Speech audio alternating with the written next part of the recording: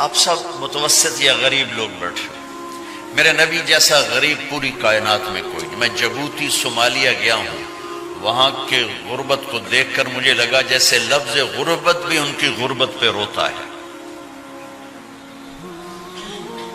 ایسی غربت میں نے پورے پاکستان میں کہیں نہیں دیکھی جو میں نے جبوتی میں دیکھی، صومالیہ میں دیکھی، کیمرون میں دیکھی، چاڈ میں دیکھی، سوڈان میں دیکھی۔ 24 گھنٹے میں ایک دفعہ بھی کھانا نصیب نہیں۔ ہمارا غریب سے غریب آدمی 24 گھنٹے میں چولہا جلا بیٹھتا ہے، لیکن میرے نبی پر جو غربت آئی، کوئی ہے پوری دنیا میں تو اللہ نے مجھے پھرائی ہے جس کے گھر میں 2 مہینے چولہا نہ جلتا ہو۔ میرے نبی وہ فقیر تھے جن کے گھر میں 2 مہینے چولہا نہیں جلتا تھا۔ ایک رات آپ سوئے ہوئے، کبھی یوں کروڑ بدلے اور کبھی یوں کروڑ بدلے، بار بار حضرت عائشہ کے ساتھ۔ تو تھوڑی دیر کے بعد آپ تھوڑا سا آگے ہوئے اور چارپائی کی جو لکڑی ہوتی جس پر بان بنا ہوتا ہے، اس پہ پیٹ کو یوں فکس کر کے اور نیچے لٹک گیا، دھڑ آدھا نیچے لٹک۔ فکان قاب قوسین او ادنیٰ۔ واہ واہ واہ، کیا مقام ہے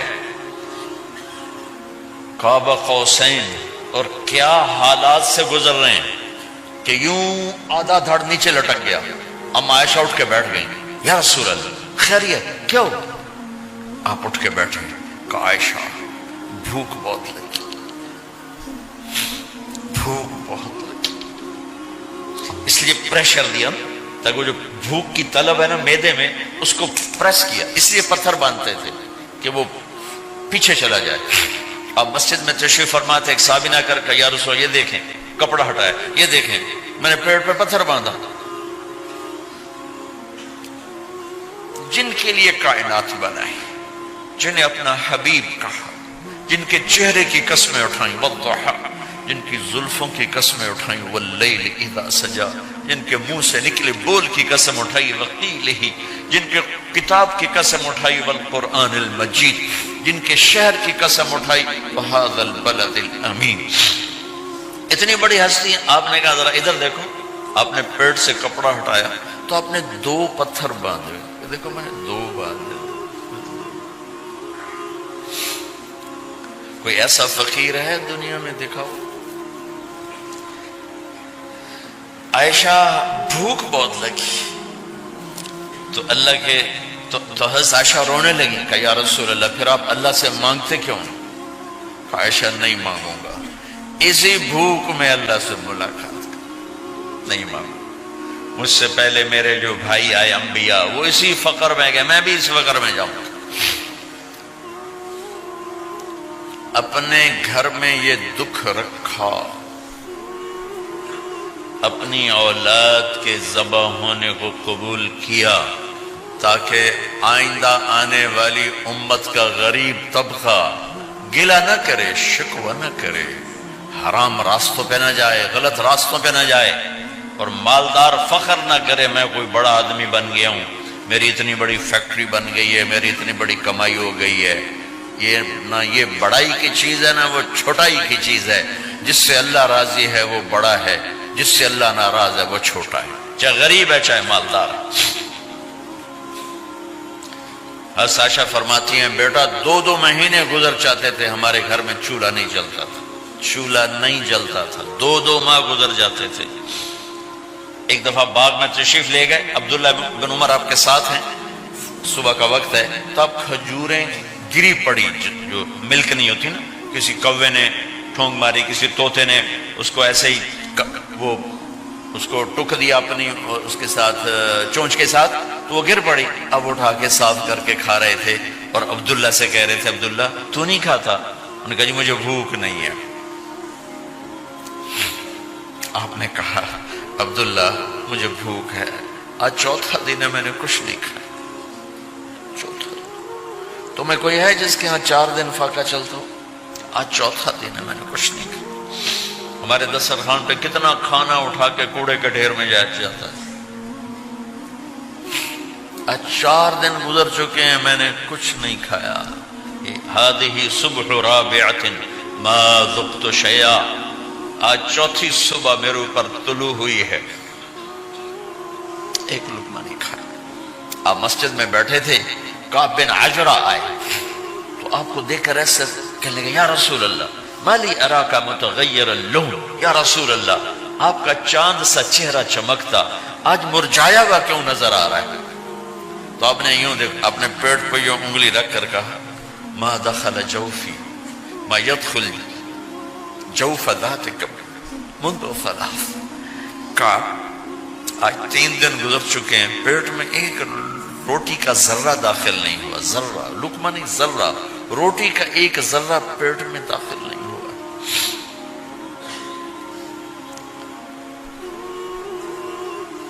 اور اتنی بڑی رسالت، اتنی بڑی نبوت،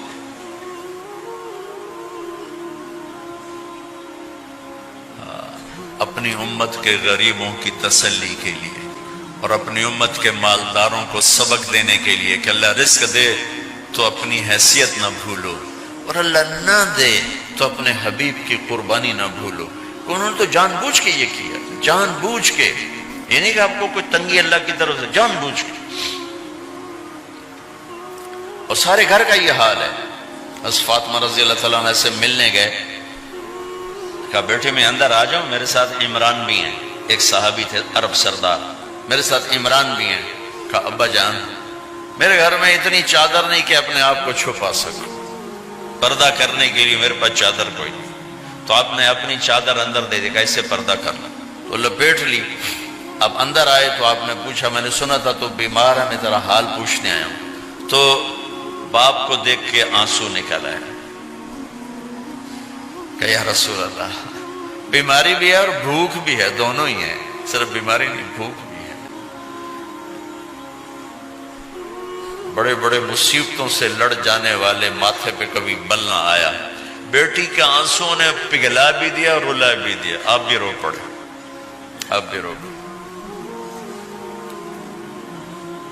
پھر کہا میری بیٹی نہ رو، والذی بعث اباک بالحق ما ذقت من 3 ایام طواقا، آج تیسرا دن ہے میں نے ایک لقمہ نہیں کھایا، میں تیرے ساتھ۔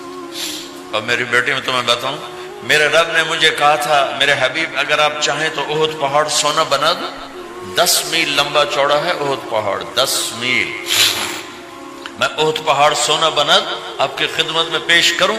تو میں نے کہا نہیں یا اللہ مجھے نہیں چاہیے، میں ایک دن بھوکا رہوں گا، ایک دن کھانا کھاؤں گا۔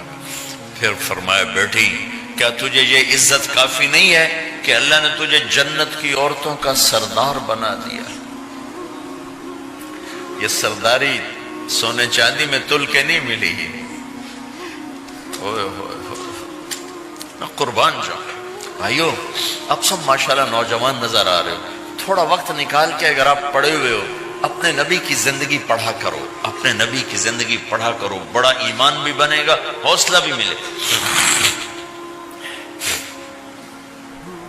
آپ حسن حسین کو کہتے تھے میری آنکھوں کی ٹھنڈک، میرے جگر کے ٹکڑے، میرے سینے کی ٹھنڈک، میرے لاڈلے، جنت کے چاند، جنت کے سردار، میرے 2 پھول، یہ سارے الفاظ حسن حسین کے لیے ہیں۔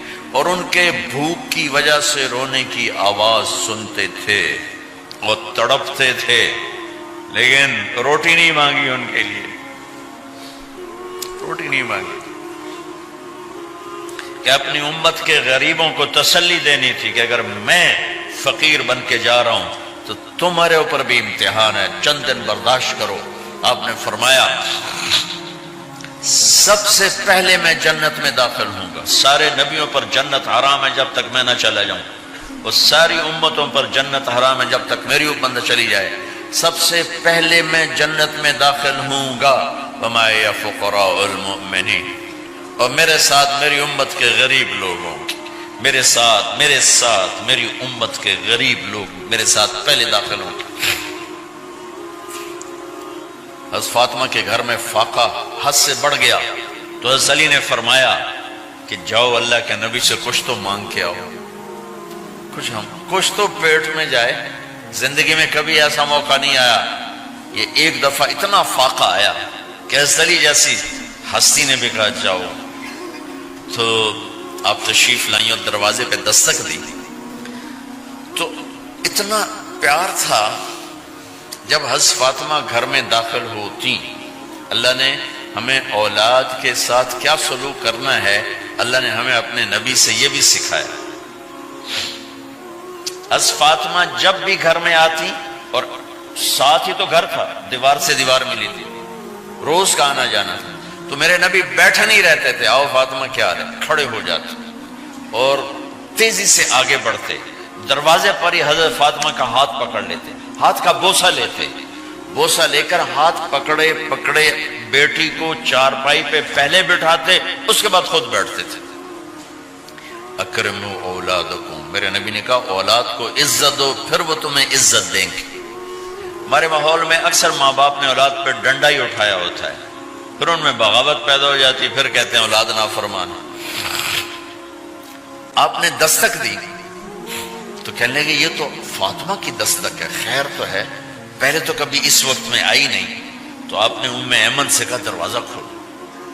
ام ایمن نے دروازہ کھولا تو آپ نے استقبال کیا، بٹھایا، پوچھا بیٹی کیا ہوا، اس وقت میں کیسے آئیں؟ کہ یا رسول اللہ بہت فقر ہے، بہت بھوک ہے، آپ کے پاس سنا کچھ مال آیا ہے، کچھ ہمیں بھی دے دیا جائے.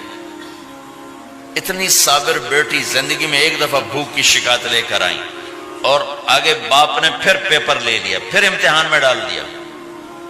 آپ نے کہا بیٹی میرے پاس 5 بکریاں کھڑی ہیں، دے دوں یا 5 دعائیں سکھا دوں؟ یہ بھی کوئی کتنا سخت موقع تھا، کتنا سخت موقع ہے کہ صبر کا پہاڑ بیٹی اتنی مجبور ہو کر آتی ہیں کہ یا رسول اللہ برا حال. تو میرے نبی کہتے بیٹی یہ بکریاں بھی لے جا، دعائیں بھی لے جا، دونوں جمع کر دیتے، یا دعائیں بعد میں سکھا دیتے، بکریاں دیتے، ایک تو دے دیتے. پر امت کے غریبوں کو تسلی دینی تھی، چونکہ امت میں اکثر طبقہ غریب ہوگا. تو آپ نے کہا بیٹی 5 بکریاں دوں یا 5 دعائیں دوں؟ تو وہ سمجھ گئی اپنے باپ کے مزاج کو کہ ابا جان امتحان لے رہے ہیں. تو کہا ابا جان بکریاں چھوڑ دیں، مجھے دعائیں سکھا دیں، مجھے بکریاں نہیں چاہیے. بھوکے کی رات بھی گزر جاتی ہے اور بھوکے کا دن بھی ڈوب جاتا ہے. تو آپ کا چہرہ ایسے کھل گیا کہ میری بیٹی پاس ہو گئی. کہا بیٹی آپ تم دعا میں یہ کہا کرو یا اول الاولین یا آخر الاخرین یا ذا القوة المتین یا راحم المساکین یا ارحم الراحمین. یہ تیرے لیے 5 بکریوں سے اعلیٰ چیز. اب گھر واپس گئیں خالی ہاتھ. حضرت علی نے فرمایا تو کچھ بھی نہیں لائی؟ کہ نہیں لائی ہوں، بہت کچھ لائی ہوں. کہا کیا؟ کہ میں دنیا لینے گئی تھی، آخرت لے کے آ گئی. ذهبت للدنیا وجئت بالآخرہ. تو حضرت علی نے فرمایا تیرا آج کا دن سب سے اعلیٰ دن، خیر ایامک ھذا. داماد کا امتحان لے لیا، حضرت علی کو بلا لیا. علی 5000 بکریاں دوں کہ 5 دعائیں دوں؟ اس وہاں تو 5 بکریاں، اب 5000 کر دیں. علی 5000 بکریاں لیتے ہو یا 5 دعائیں لیتے؟ تو وہ سمجھ گئے کہ آج میرا محبوب مجھ سے امتحان لے رہا ہے کہ علی کتنا کو مضبوط ہے اپنے ایمان میں. اور واقعے میں نے بتا دی کیا گزر رہے. آدمی اپنی بھوک سہ لیتا ہے، اولاد کا رونا برداشت نہیں ہوتا ہے.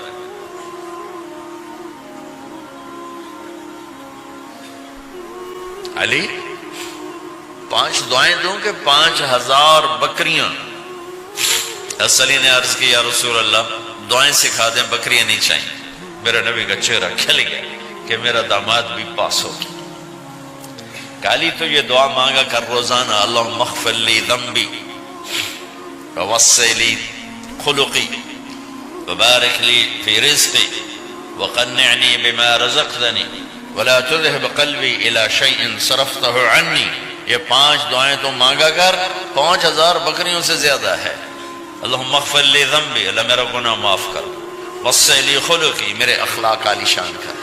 بارک لی فی رزقی، میرے رزق میں برکت دے. قننی بما رزقتنی، مجھے لالچ سے نکال دے، مجھے لالچی نہ بنا، مجھے حریص نہ بنا.